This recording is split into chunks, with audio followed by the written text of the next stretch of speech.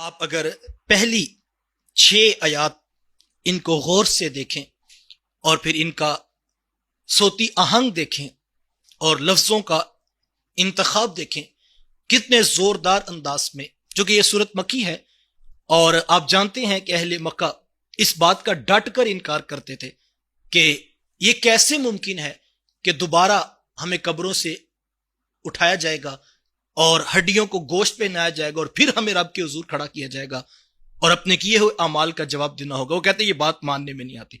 تو قرآن مجید نے جا بجا جو مکی آیات ہیں ان کے اندر اس مضمون کو بیان کیا اور یہاں زوردار انداز میں جھنجھوڑ کر کہا اذا وقعت الواقعہ، جب قیامت وقوع پذیر ہو جائے گی، جب قیامت برپا ہو جائے گی، لیس لوقعتھا کاذبہ، اس کے وقوع پذیر ہونے کو کوئی جھٹلانے والا نہیں ہوگا۔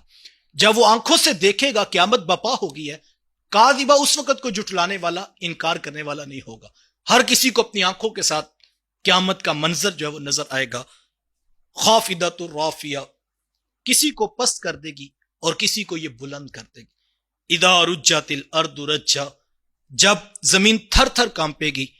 وبست الجبال بسا، اور ٹوٹ پھوٹ کر پہاڑ ریزہ ریزہ ہو جائیں گے۔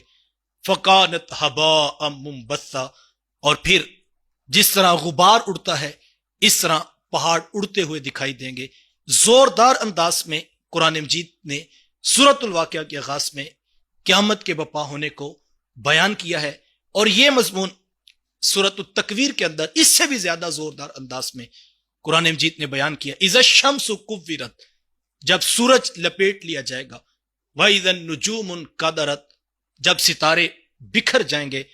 وَإِذَا الْجِبَالُ سُيِّرَتْ، اور جب پہاڑ ریزہ ریزہ کر دیے جائیں گے۔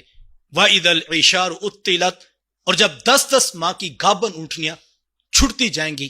وَإِذَا الْوُحُوشُ حُشِرَتْ، اور جب وحشی جانور یکجا جمع کر دیے جائیں گے، اور جب زمین میں گڑی ہوئی بٹیاں کھائی جائیں گی اور ان سے پوچھا جائے گا تمہیں کس جرم کی وجہ سے جو ہے وہ قتل کر دیا گیا، اور جب صحیفے کھول دیے جائیں گے اور پھر جہنم کو بھڑکایا جائے گا اور جب جنت کو قریب کیا جائے گا۔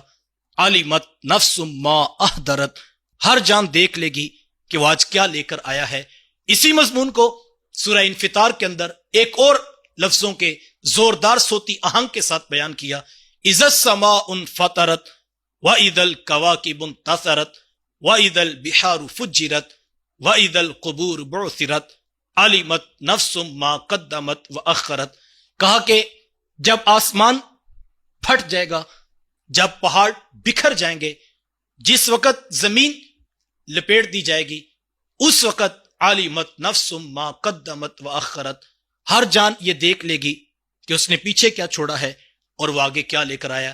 ان تینوں صورتوں کو اگر آپ ملا لیں تو زوردار انداز میں قیامت کا منظر، اور پھر ایک سوال علمت نفس ما قدمت واخرت، علمت نفس ما احضرت، ہر شخص یہ دیکھ لے گا کہ وہ آج کیا لے کر آیا، ہر شخص یہ دیکھ لے گا وہ پیچھے کیا چھوڑ کر آیا۔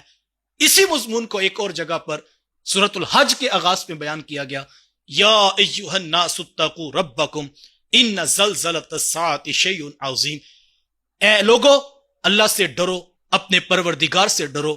ان زلزلۃ الساعۃ شیء عظیم، بے شک زوردار جھٹکا وہ بہت بڑی چیز ہے، زمین کا زلزلہ جو آنے والا ہے۔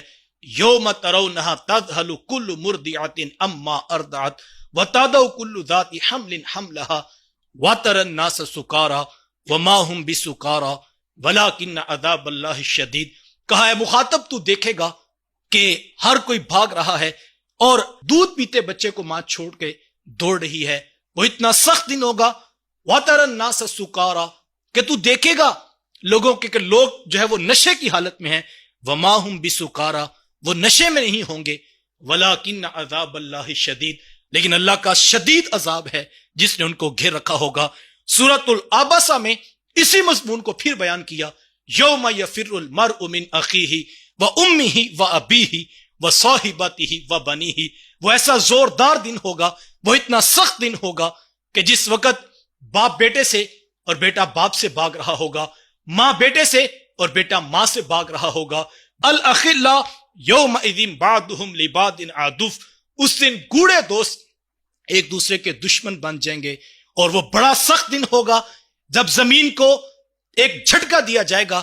اذا زلزلت الارض زلزالها واخرجت الارض اثقالها وقال الانسان ما لها يومئذ تحدث اخبارها بان ربك اوحى لها يومئذ يصدر الناس اشتاتا ليروا اعمالهم فمن يعمل مثقال ذرة خيرا يره ومن يعمل مثقال ذرة شرا يره.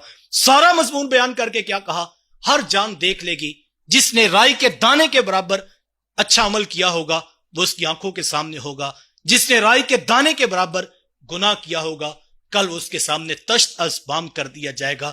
جس کو وہ جھٹلاتے تھے قرآن نے جا بجا زوردار صوتی آہنگ کے ساتھ، لفظوں کے انتخاب کے ساتھ مجھے اور آپ کو جھنجھوڑنے کے لیے یہ اتنی آیات نازل کی گئی. اس بات کا تیقن دینا تھا کہ وہ دن آنے والا ہے. انسان کی عقل بھی اس بات کا تقاضا کرتی ہے. دیکھیں، آپ اپنا دنیاوی نظام چلا رہے ہیں تو آپ کسی ماتحت کو 10-20 لاکھ روپے کے اوپر متعین کرتے ہیں اور آپ اسے مقرر کرتے ہیں، آپ اس کے لیے ایک حساب کا ضابطہ ضرور رکھتے ہیں.